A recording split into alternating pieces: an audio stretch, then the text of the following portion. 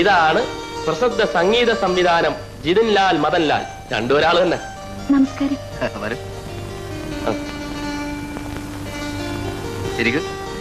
വേണ്ട. ഇതാണ് ഞാൻ പറഞ്ഞ കുട്ടി ശാലിനി. എന്റെ സംഗീതത്തെ കുറിച്ചുള്ള മിനിമം ജ്ഞാനം വെച്ചുകൊണ്ട് ഞാൻ ആധികാരികമായി പറയുന്നു, ഷീസ് എ ഗുഡ് സിംഗർ. അതെ, പാട്ട് കേട്ടിട്ട് ഞാൻ തീരുമാനിക്കും. ശാലിനി ക്ലാസിക്കൽ പഠിച്ചിട്ടുണ്ടോ? ഒരു 2.5 കട്ടക്കൊക്കെ ശബ്ദം ഇടാതെ പാടാൻ പറ്റുമോ? അങ്ങനെ ശാസ്ത്രീയമായി ശ്രമിച്ചിട്ടില്ല. പാടുമ്പോൾ ആരോഹണത്തിൽ വെള്ളിയും അവരോഹണത്തിൽ കാറ്റും വരാറുണ്ടോ? വരട്ടല്ലേ, പാടിച്ചു നോക്കി ഇഷ്ടമുണ്ടെങ്കിൽ ഒരു പാട്ട് കൊടുത്താൽ മതി. അല്ല നിന്റെ ജ്ഞാനപാഠം കാണിച്ച് വരട്ടല്ലേ. അല്ല, ഞാൻ യെസ് ജിതിൻ സ്പീക്കിംഗ്. എന്ത്? ജാനുവും മാണിയും ഒന്നും എനിക്കൊരു പ്രശ്നമല്ല.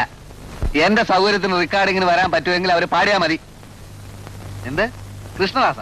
കൃഷ്ണദാസന്റെ കമ്പനിക്ക് കാസറ്റ് കൊടുക്കാനൊന്നും എന്നെ കിട്ടില്ല, എന്റെ പാട്ട് കിട്ടില്ല. സൗകര്യം ഉണ്ടോ പാടിയാൽ മതി എന്നോട് പറഞ്ഞുതരും. അല്ലെങ്കിൽ ഞാൻ പുതിയ പിള്ളേരെ കൊണ്ട് പാടിച്ച് ഞാൻ പാട്ട് ഹിറ്റാക്കും. എനിക്കറിയാം പാട്ട് ഹിറ്റാക്കാൻ. ഓക്കെ ഞാൻ വന്നേക്കാം.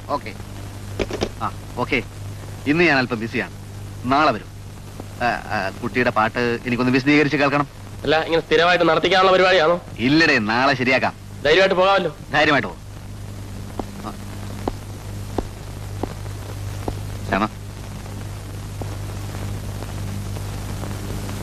ഏതാ കേസ്? ചുമ്മാരി. ശരീരം മോശമല്ല, ശാരീരം അല്പം മോശമാണെങ്കിലും ഞാൻ പരിഗണിക്കാം. ഞാൻ ശ്രമിക്കണം. ഇപ്പൊ പറഞ്ഞിരിക്കട്ടെ, മേലാൽ ആവർത്തിക്കരുത്.